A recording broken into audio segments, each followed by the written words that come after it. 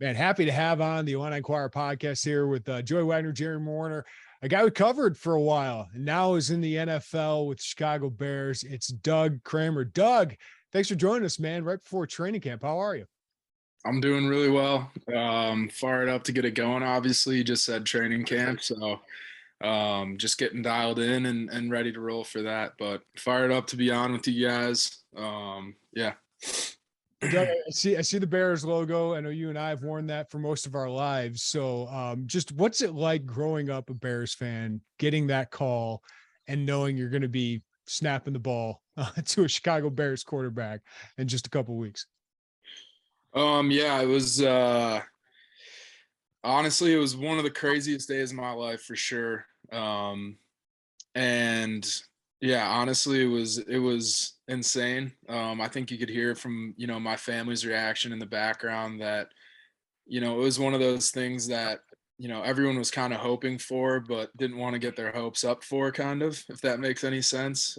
Just because you never really know what's going to happen. And you could end up anywhere, so you need to be open to that. But obviously, playing for a team you grew up loving and really set the foundation for why you play the game and what you like about the game is super special. And, it's very similar to how it was with Illinois. I took a tremendous amount of pride wearing that, the eye on my helmet and being able to be a part of that team and a part of that locker room. So it's a familiar feeling, but definitely, unique because it's the NFL and you've kind of been preparing for this your entire life. You went into Hallis Hall before the draft, obviously, and went through that process. What was that like to go in there for the first time, for either OTAs or to sign your contract and just know that, like, I am a Chicago Bear. Like, this is actually real life. Yeah, it was super, super cool moments. One of the things I love about Hallis Hall is right when you walk in the players' entrance, there's, all the retired jersey numbers kind of like in this one hallway that you walk through when you go in. So the first things you see every single time you walk in that building are those names and those numbers. So, just as, a football fan, but especially as a Bears fan and, knowing what those numbers mean and what those players mean to the city is awesome to just walk through every single day. It's super special. Jeremy, I'm just Doug. The moment on the call, who was going crazy? Was it your mom, your dad? Because I think we heard your mom in the video the Bears put out. Right? She's pretty jazzed up. Or was it you? Like, how do you process that? Because there's so much information being thrown at you at one time. Like, you're drafted, and I'm sure you had a range of emotions. Like, how did you process the rest of that day? Yeah, I think, when you're on the call, it's definitely, especially when you get to those later rounds, you realize that, there's a chance that anyone who's in those later rounds could go undrafted. And any of those guys who went undrafted could, end up being one of the later round guys. So you're kind of fielding a bunch of different calls. So you're not sure which one is actually going to be that call until they say it.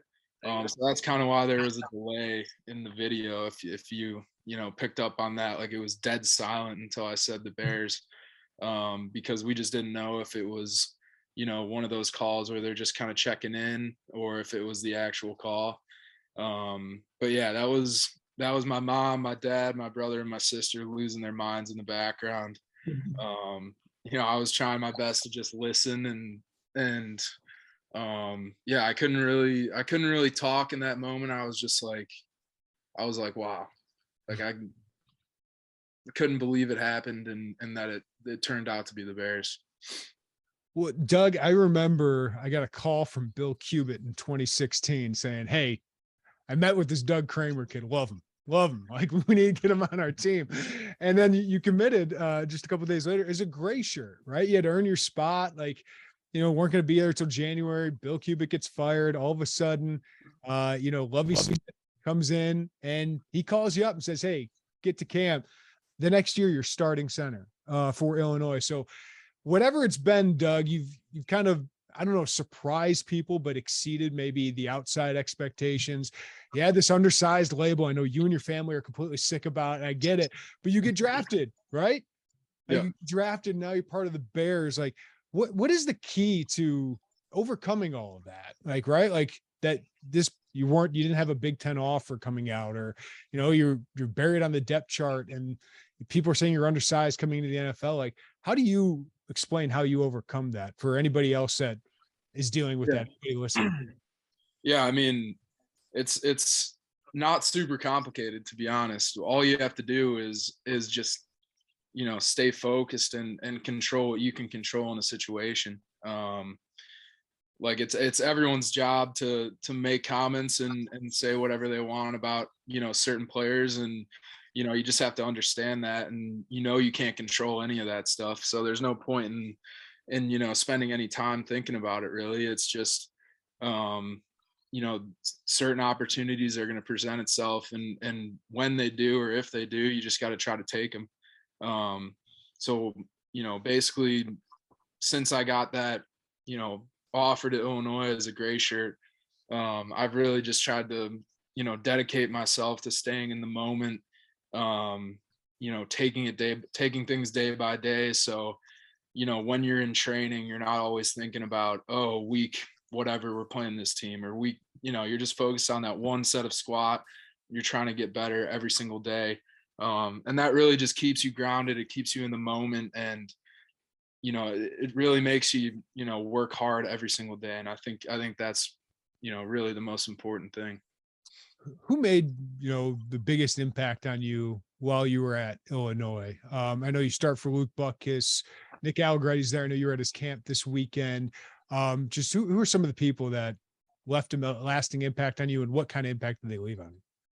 Yeah, that's a tough question, because there's a ton of people. I was there for 6 years, obviously, so it was a ton of people that I've come across that have impacted me and shaped who I am today.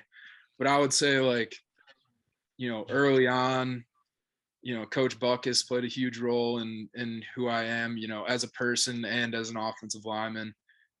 Just really, setting that mentality of, this is what an Illinois offensive lineman, looks like. This is how he plays.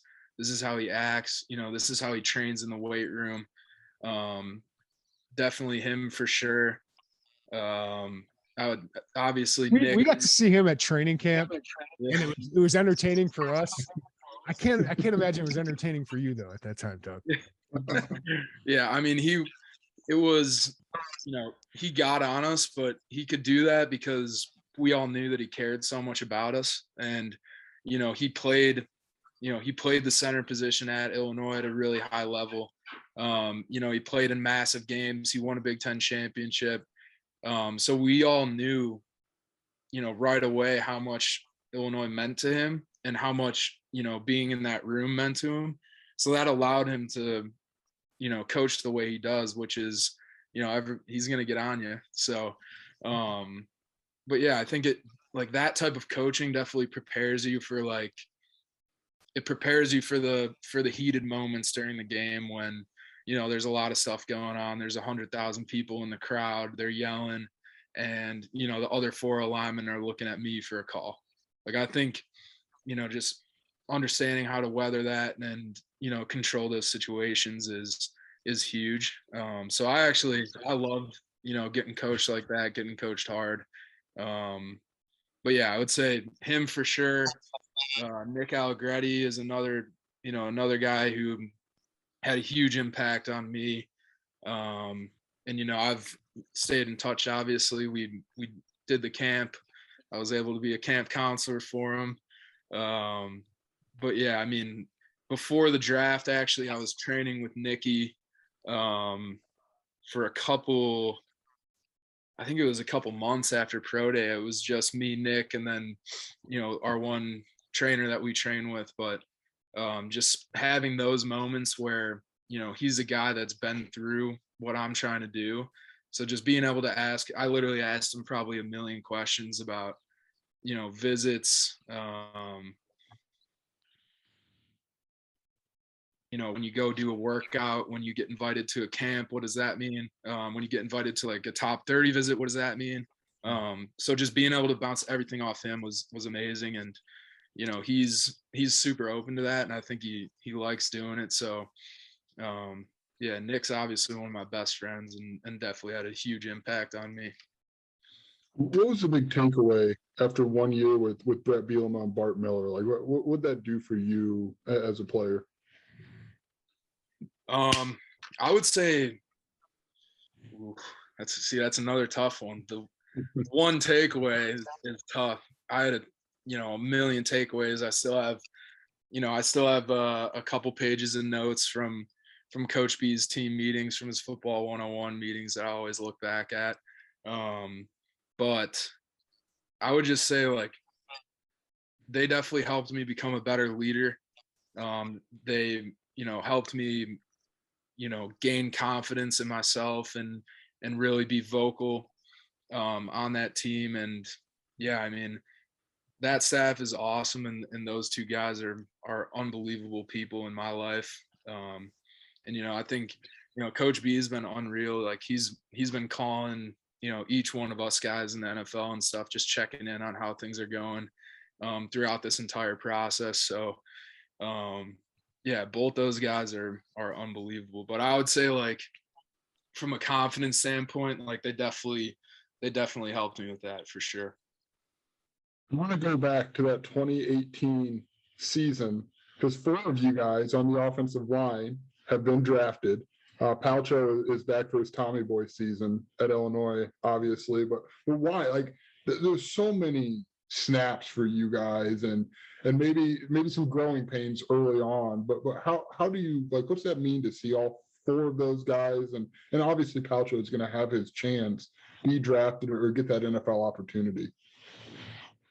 Yeah, I think, it's awesome to see. And, I think it's really cool that it was, that O-line that was doing that, or that are, at the point that they're at now. But I think it's awesome to see, like, 5 guys from Illinois on an offensive line at their state school, playing good football, playing for each other, playing for the state of Illinois, playing for, that university, the I, and just really making the decision to come home.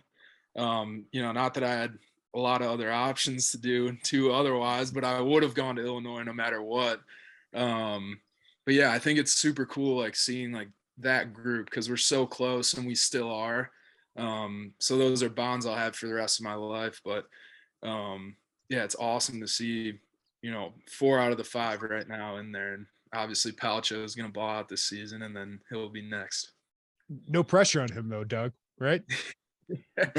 Yeah, KG sent that text in the group chat, kind of joking around with him a little bit.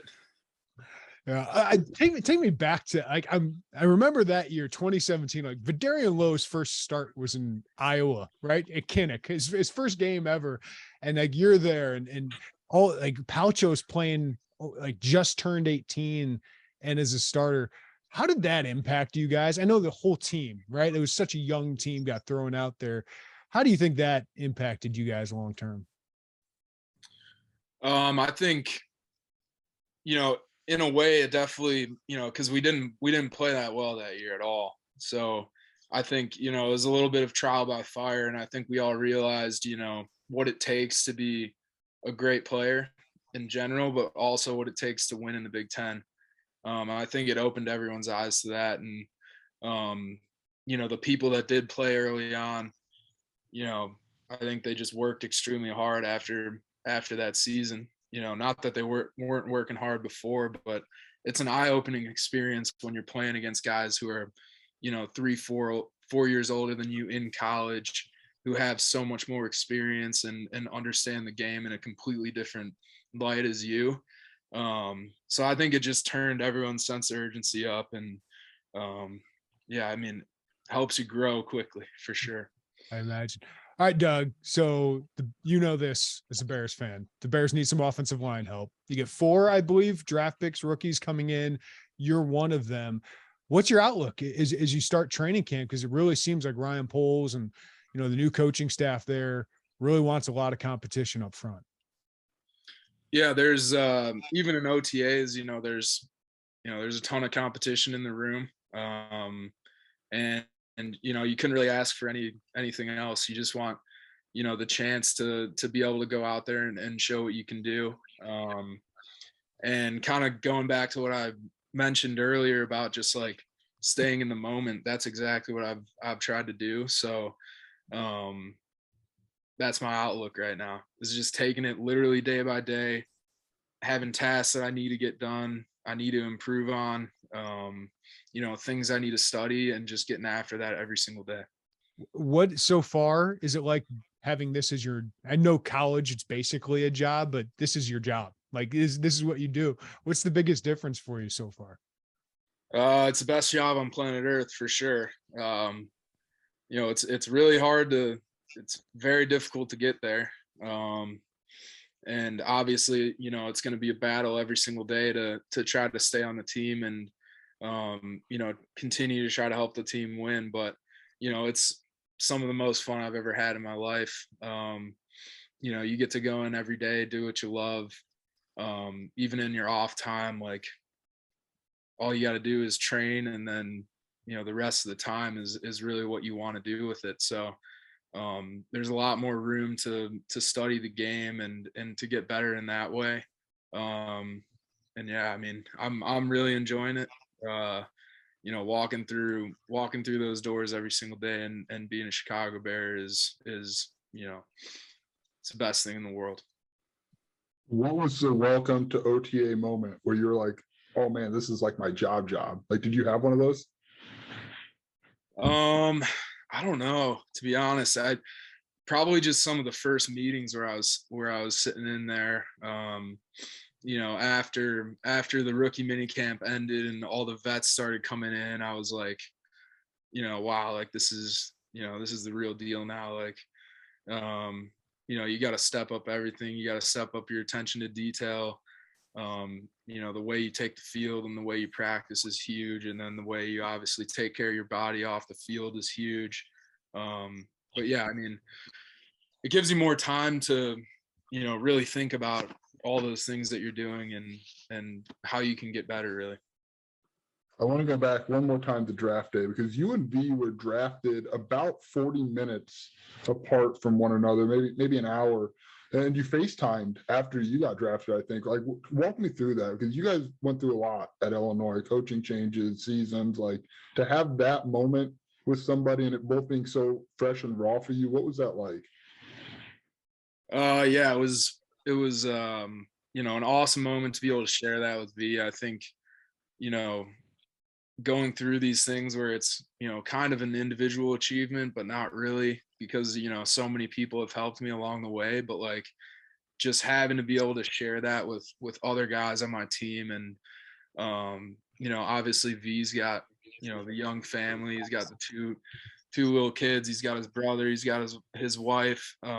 So just knowing what that meant to his family was super cool. And, yeah, he FaceTimed me. I didn't know there was a camera behind that FaceTime, so he was trying to trap me a little bit, I think.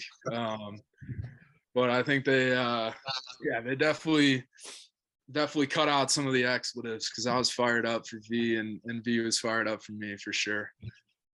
When did you learn that there was a camera? Did you just open Twitter and see it, or did somebody let you in on that? Yeah, I had no idea. They just FaceTimed me, and Zach was sitting behind there with the camera ready to roll. So yeah, I had no idea. That video team's always lurking around, but they do really good stuff. So you got to give them credit. Yeah, no, it's a great moment to have on camera. I'm happy he was there. Yeah. All right, Doug. I want to get your opinion about just, Illinois football moving forward, but I got to ask you, is the Bears fan here, and hopefully we can scare Joey, the Packers fan. What have you noticed anything from Justin Fields yet? Like what do you got for me on that? Yeah, I mean, unbelievable leader, unbelievable person. He was, I think, for most of the rookies, but especially, for me, he was one of the first guys that, I met in the locker room, and I was, he's one of the first guys that came up to me and introduced himself. And, I think that just speaks to who he is as a person. Like he comes to work every single day, and he's probably the hardest working person in that building, to be honest. He gets after it, and you can tell how much he wants to win. But yeah, I mean, aside from all the things he does on the field, because he's an unbelievable player, like that's really what stood out to me is, he's still relatively young in this league, but he's a great leader. So that definitely stood out. And obviously it's a fresh start for the organization with the new coaching staff, new front office, obviously a big rookie class. Like, what is the feeling in that building that you're getting from everybody from the top down? Yeah, it's obviously a ton of change, a ton of new faces, and it kind of just sets the bar as, we're here to work. I think everyone's excited to come into the building and get after it every single day, and yeah, just try to improve, and everyone individually just trying to help the team win. So it's a super fun environment to be in. Like, all the veterans have been super, welcoming and awesome to all the rookies. So it's an unbelievable, place to be at right now for sure. I'm going to talk to you big picture about Illinois, but Calcio, I think Jeremy and I both enjoy talking to him because he's a fun guy to talk with, and we talk to him a lot, man. He's been around for a little bit here, but what do we not know about Alex Palczewski? Well, what is something that would surprise people? Oh, that is hard. You guys know him well. You guys have seen him too. He's not.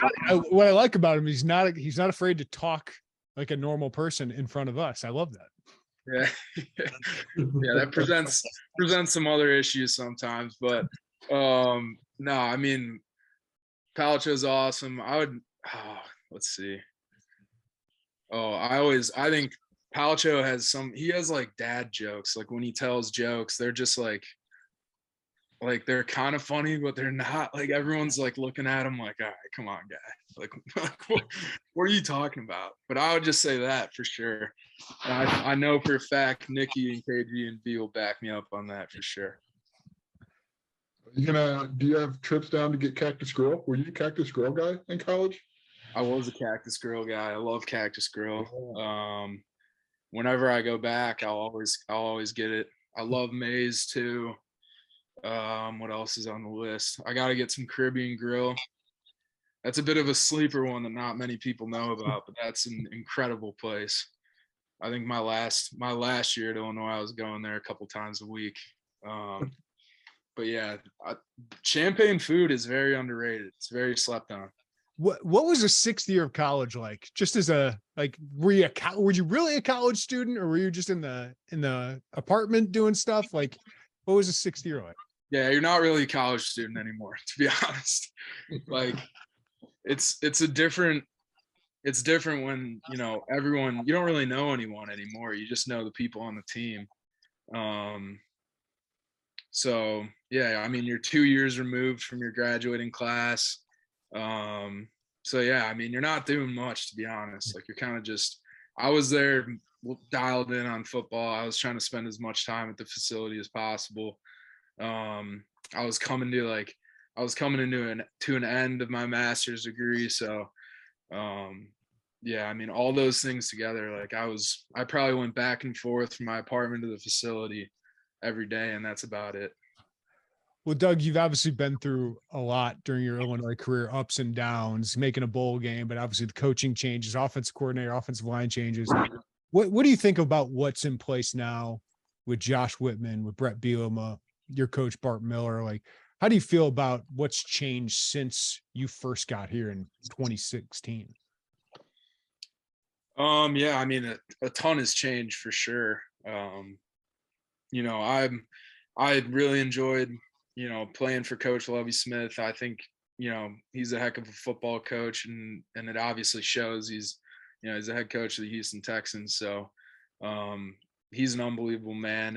And unfortunately, it didn't end well, obviously, during that COVID year. But then when Coach B and Coach Miller, all those guys came in, like, it was really it's definitely a reset for the older guys. You got to be open to, a bunch of new ideas, new ways to do things. And I think it really helped us as older guys just being exposed to that. And that's one of the reasons why I loved that, I made that decision to stay another extra year and be exposed to those new coaches. But yeah, I think, it's super exciting. Like Coach B is unbelievable. He's an absolute, he's a stud. So it's really fun being in that building with those guys for sure. But yeah, it's an exciting time, big season for the boys. Yeah, I think they're going to get after it. Do really well.